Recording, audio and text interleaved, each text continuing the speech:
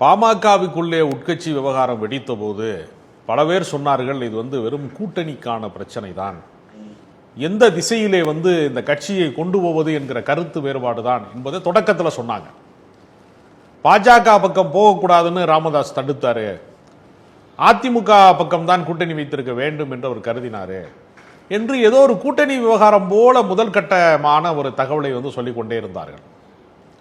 ஆனால் உண்மை அது கிடையாது. பாஜக பக்கம் போவதற்கு இரண்டு பேருமே தயாராக இருக்கிறார்கள் என்பது குருமூர்த்தி சந்திப்பின் வழியாக வெட்ட வெளிச்சமாகிவிட்டது. எனவே பிரச்சனை அது அல்ல, அதிகாரம். அவர் என்ன சொல்றாரு, கட்சியினுடைய அடுத்த கட்டம், அன்புமணி தான் இப்பொழுது தலைவராக இருக்கிறார், அடுத்த கட்டத்திற்கான ஒரு மூன்றாவது தலைமுறைக்கான ஒரு விஷயத்தை அடுத்த தலைமுறை விட்டது, மூன்றாவது தலைமுறைக்கான ஒரு ஆளை நியமிப்பதற்குத்தான் முகுந்தனை அவர் அடையாளப்படுத்தினார். ஒரு ஆண் வாரிசு என்கிற கணக்கிலே தான் அதை அடையாளப்படுத்தினார். ஆனால் முகுந்தன் எனக்கு வேண்டாம் என்று பகிரங்கமாக மேடையிலேயே அன்புமணி மறுத்தார் என்பதை நாம் பார்த்தோம்.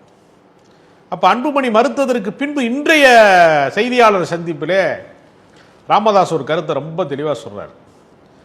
இந்த பிரச்சனைகளுக்கு பின்னால் சௌமியா இருக்கிறார் என்று சொல்கிறார். சௌமியா அன்புமணி இந்த பிரச்சனைக்கு பின்னால் இருக்கிறார் என்று சொல்லுவதன் மூலமாக அவர் என்ன சொல்றாருன்னா, அவங்கள தருமபுரியில் யார் வேட்பாளர் நான் கேட்டேன், நான் தான் வேட்பாளர் முதல்ல அன்புமணி சொன்னாரு, கடைசியில் சௌமியா வேட்பாளரை நிறுத்தியிருக்காங்க. அப்படிங்கிறப்ப குடும்பத்திலே இருந்து அரசியலுக்கு பெண்கள் வருவது அப்படிங்கிறத அவர் விரும்பவில்லை என்பதை செய்தியாளர்களும் குறுக்க போந்து கேட்கிறாங்க. பெண்ணுரிமையெல்லாம் பேசியிருக்கீங்க, பெரியார் சமூக நீதி பேசுறீங்க, எல்லாம் பேசுறீங்க, அப்புறம் ஆனா வீட்டுல இருந்து ஒரு பெண்ணை வரவிட மாட்டீங்களான்னு கேட்கறதுக்கு நேரடி பதில் சொல்லாம ஜெயலலிதாவுக்கு பின்னாடி யார் வந்தாங்க? விஜயகாந்த் மறைந்த பின்பு தானே பிரேமலதா வந்தாங்க, யாராவது நேரடியாக வந்திருக்கிறாங்களா என்று சொல்வதன் வழியாக அவர் உறுதியா இருக்கிறார். அவருடைய கருத்துல அவர் உறுதியா இருக்கிறார். அவர் என்ன சொல்றாருன்னா, பிடித்த முயலுக்கு எல்லாரும் 4 கால்னு சொன்னா அன்புமணி 3 கால்னு சொல்லுவாருன்னு அவர் சொல்றாரு.